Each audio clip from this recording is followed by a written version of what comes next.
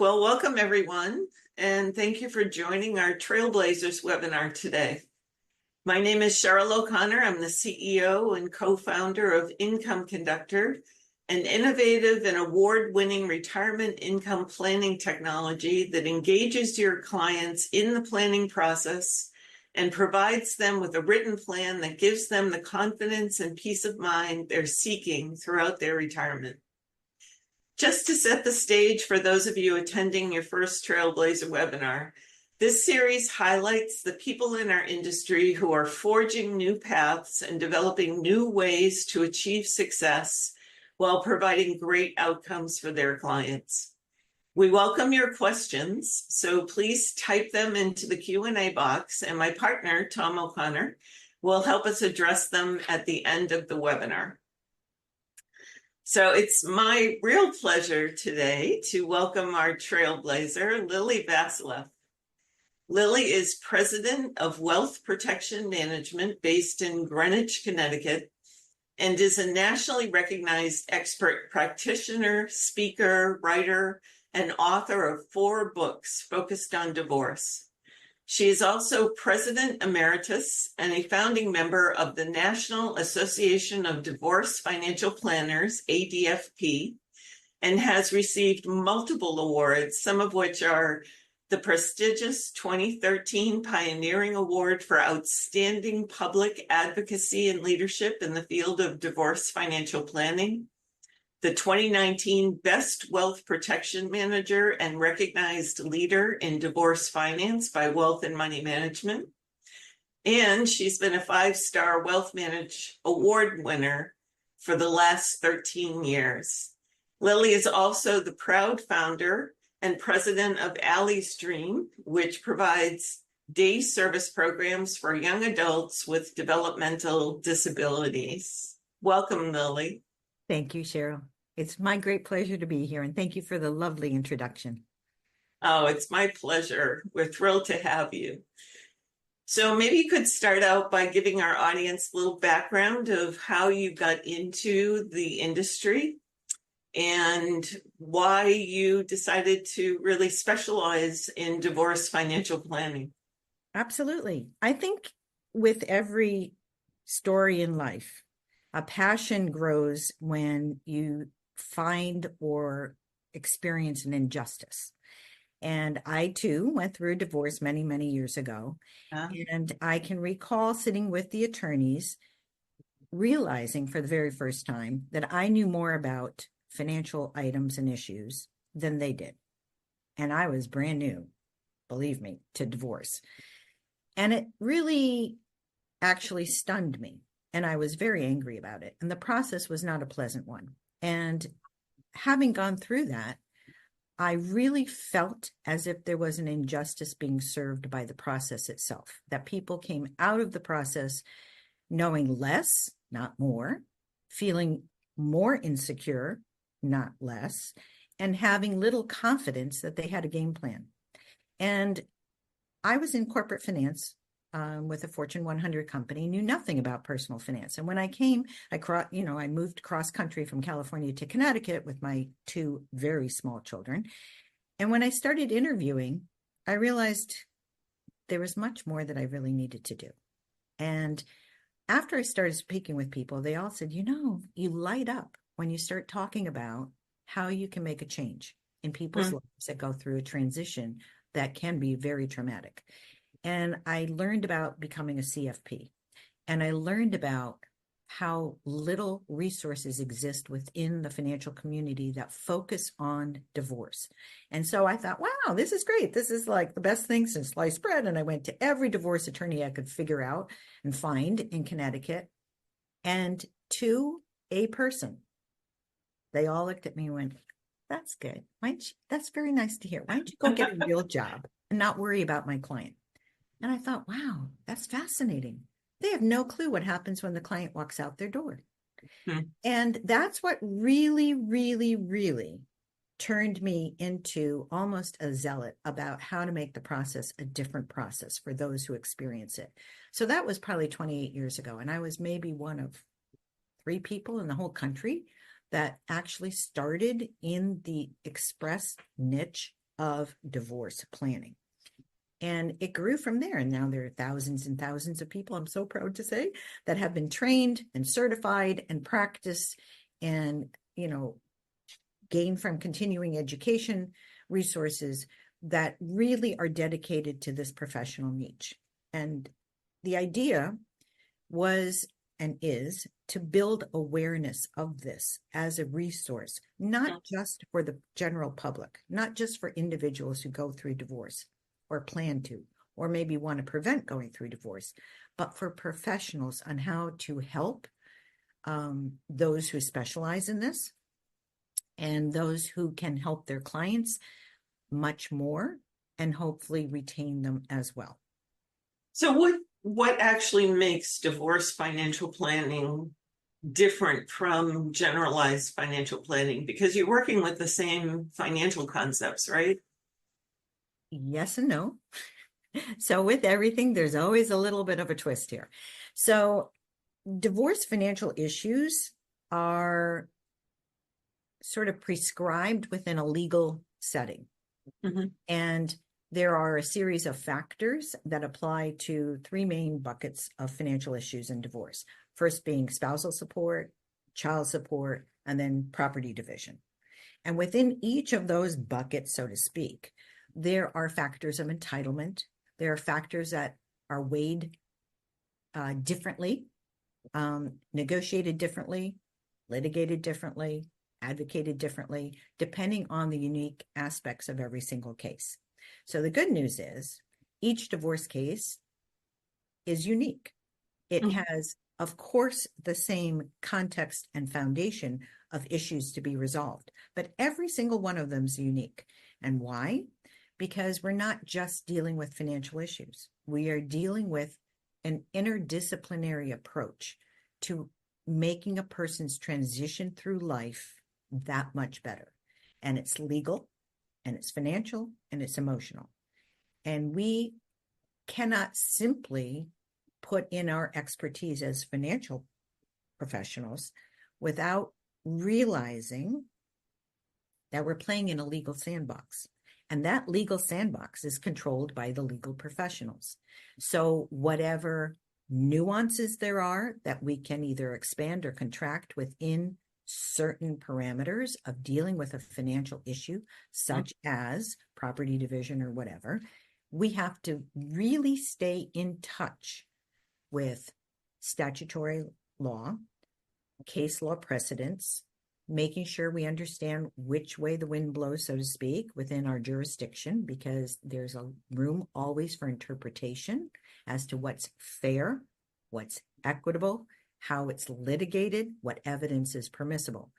All of that is important for us as financial professionals to stay current with. Otherwise, we are not doing a service to our client, because our client has to go through a legal process to become divorced. They can't be divorced without us, or without the law. Let me say that. I would hope without us, but so it's a different trajectory. To become trained in it, we identify all of the issues that are relevant within the divorce, before, during, and after divorce. We identify what impacts those financial issues from the legal perspective. And then, of course, we have to have training. There's a credential that we all aspire to, which is the Certified Divorce Financial Analyst credential, which is provided through the Institute of Divorce Financial Analysts. And then once you're in this field, you can seek out mentor programs and support groups from across the nation with our peers at the Association of Divorce Financial Planners. And the idea is that you have continuing education in the legal issues that impact financial decisions and divorce. You have training, whether it's in mediation, whether it's to be a neutral, or whether it's to be an advocate for your client or for the professional. A few of us also have other kinds of credentials. We might be financial forensics. We might be litigating experts, which is a whole different criteria. And so the most important thing to realize about divorce financial planning is that it's not a linear process. You start, you go from A to B to C, all the way to K, maybe back to J. I mean, it all depends, right? Yeah. It really is a dance, and you have to be very adept at it. And you have to have the trust, not only of your client, but of the allied professionals that you are supporting and working with in the process. Otherwise, there's very little success or input that will enable the process to be more holistic and more productive and efficient for the client. So this really is a specialty far beyond getting the CDFA. A lot of I think it's far beyond that. It's really getting your feet in the water and experiencing what a process may be, whether you can, shadow someone, whether you can be a mentee, whether you can just be on the sidelines taking notes. I've noticed that within the collaborative process, those individuals who come into this process, and I'll explain it in 1 second, are now taking notes so that they can observe and see the interplay between different professionals and the clients and how the process makes progress. So we are very fortunate as divorce financial professionals now to be included much more frequently in the mediation process, and definitely the collaborative process, and in the litigation process. So litigation is your traditional divorce, where you have, the adversarial approach by two litigators. And in that process, we are an advocate. We are working with our client, for our client, and for their attorney. Mediation is where we can also supplement a neutral process, and we're wearing our neutral hat. If we are apart from that process, we can still advocate for our client, but we're not at the table. You're outside of that. And the collaborative process is the best thing ever, because this is built around an interdisciplinary team, two attorneys, a financial neutral, and a mental health professional. And that makes two neutrals who sit at the core of this process. And everyone will depend on this core for information, for guidance, for direction, and for support to explore anything any of those team members, including clients, need to see. So it sounds like you can wear a number of different hats. Who typically gets you involved in the divorce, regardless of whether it's being litigated or mediated? Who calls upon you as an expert? I think it's mixed. I mean, the more years you're in the field, you will receive more referrals from professionals. But at the start, it's generally really clients that seek us out and find us as a resource. And I'm so pleased that finally, this resource is being at least recognized, acknowledged, and more widely talked about. And so the idea is that you are out there discussing the merits of divorce financial planning and why it's so integral to every divorce. I mean, really, when you think about it, what is divorce about? It's about children and money. And without having an expert who can help you on the financial issues, it's a little bit backwards. And so I think it's really time, with the evolution in the divorce industry going toward clients having a greater voice in the process, meaning in mediation or collaborative, that they are recognizing that the expertise of a financial professional is truly one of the anchors that should be in there. So I'm sure a lot of the folks on the webinar today, a lot of the advisors are not divorce financial planners. How can they serve as a resource for their clients going through a divorce, and at the same time avoid getting involved or participating in the process and potentially incurring liability? I love this question. So financial advisors of clients going through divorce are really wonderful resources for the divorce financial expert. And let me explain it this way. You have a relationship. These advisors have a relationship that is existing with their clients. They have all of the data. And the most important piece of all of this at the outset of every divorce is discovery.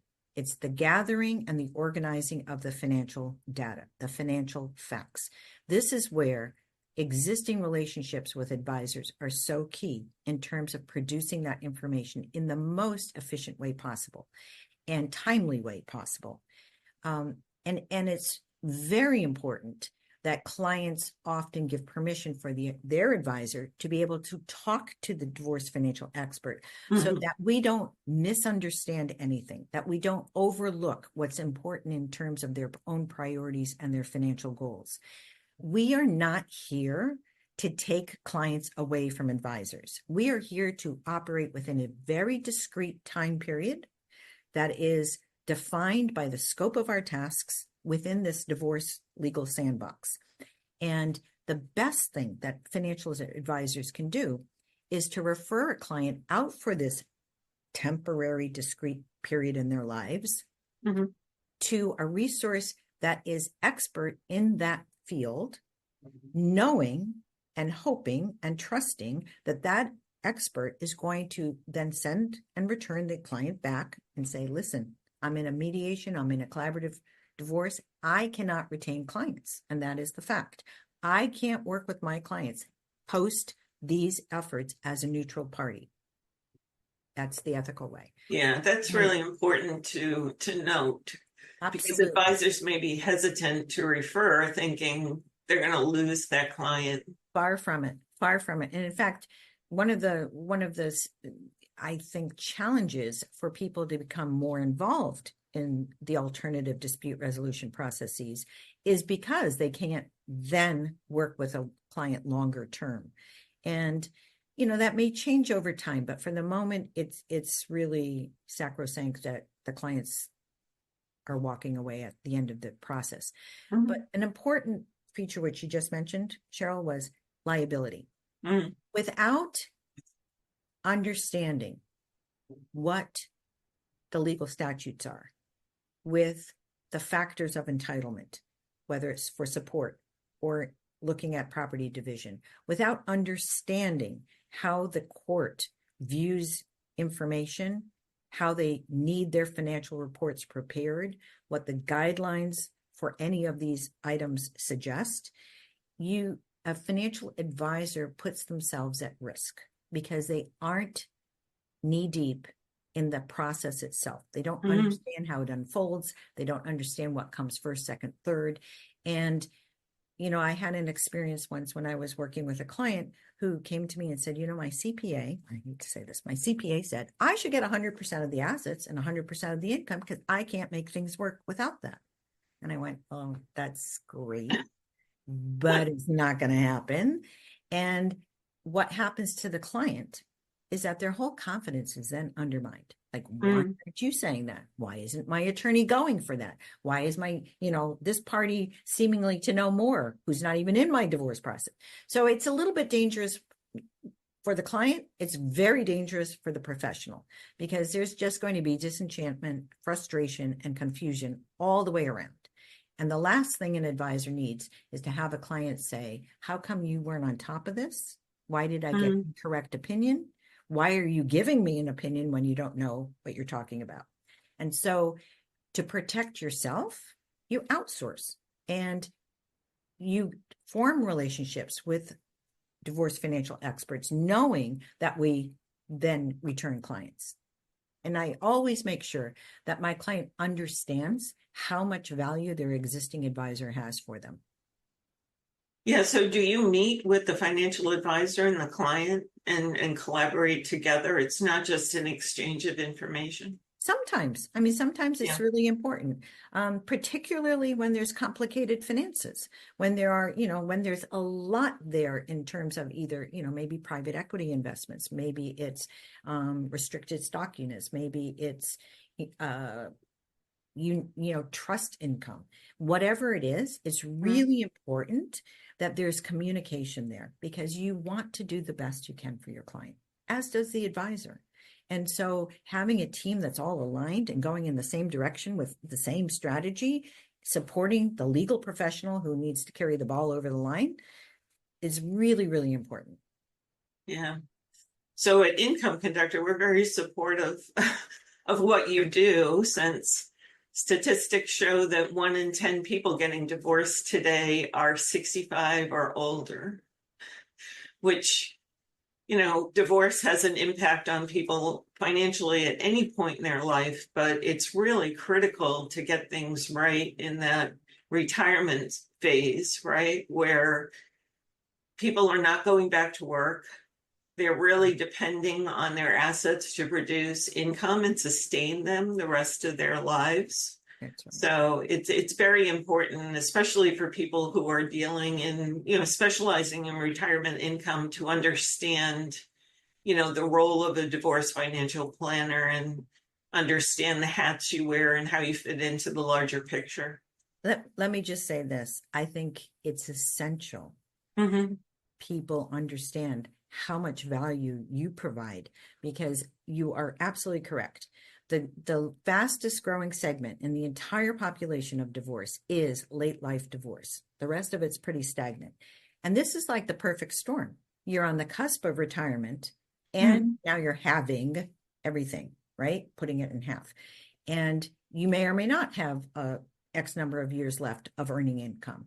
Having the ability to walk through a case on Income Conductor is really essential for looking at what are all the variables that could be changed that have the most significant impact.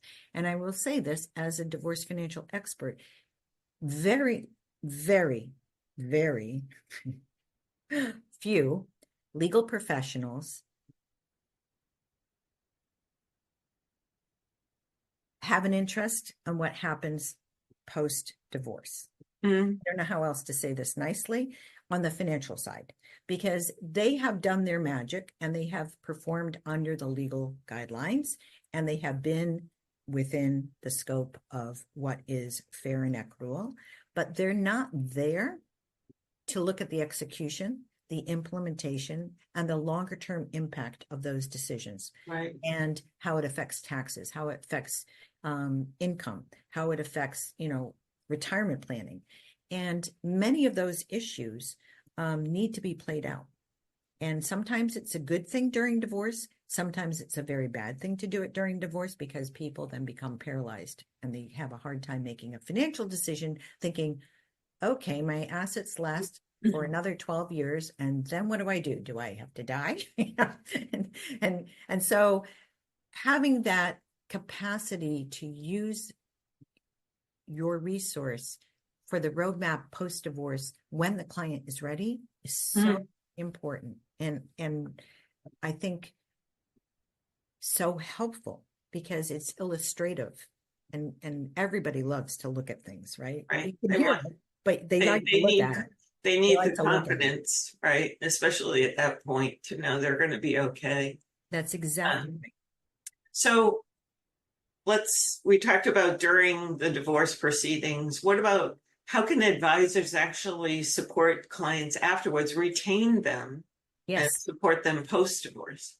So one of the critical steps, I think, of retaining clients, especially if it's a couple that's worked with an advisor and then the couple goes through a divorce. Yeah. And, I don't know if there's a power imbalance in the relationship where one spouse might have a better relationship with the advisor than the other.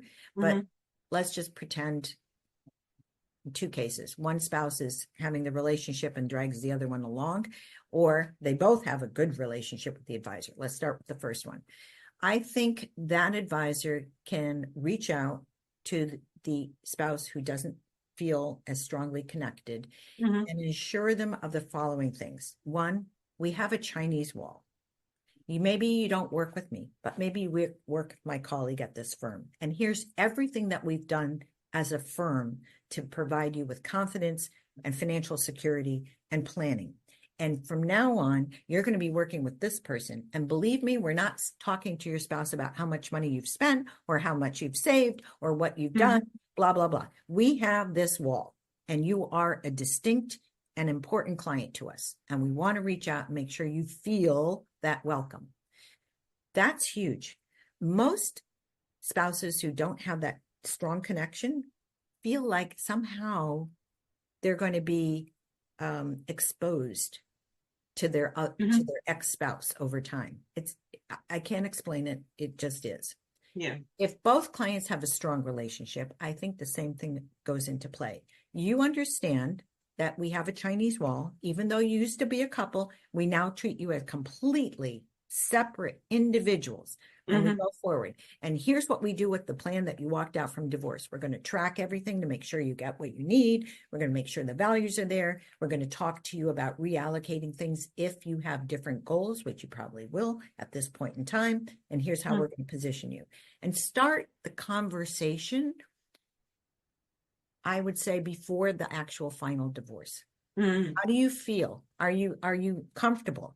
Do you know you've got a landing pad over here? You won't be hanging dry at the end of divorce. We're here to pick you up.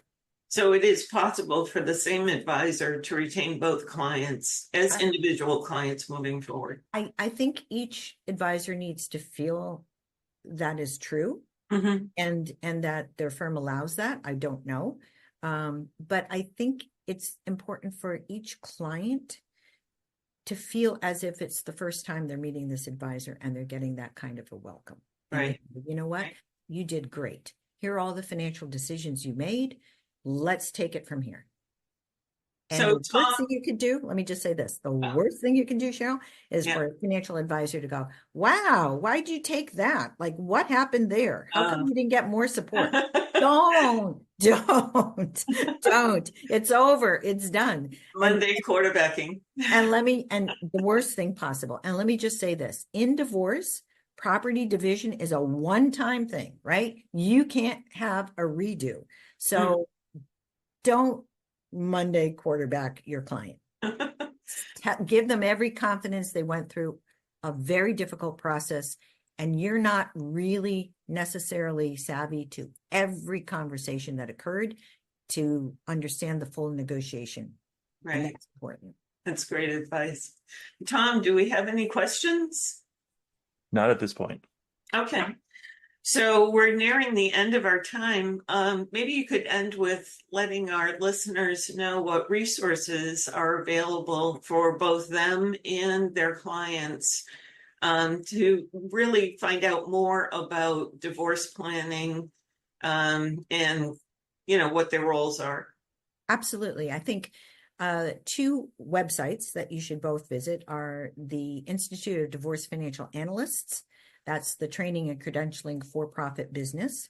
And then the Association of Divorce Financial Planners, which is the membership organization that is dedicated to this profession and practitioners. And we have resources there. I also wrote 4 books, and I'm very, very proud of the fact that the American Bar Association invited me to write their first and only book on money and divorce. And congratulations. Thank you. And awesome. I was thrilled because it's a recognition of the divorce financial planning industry, of the practitioners. And for that reason, it means a lot to me. And all 4 books are on Amazon.com.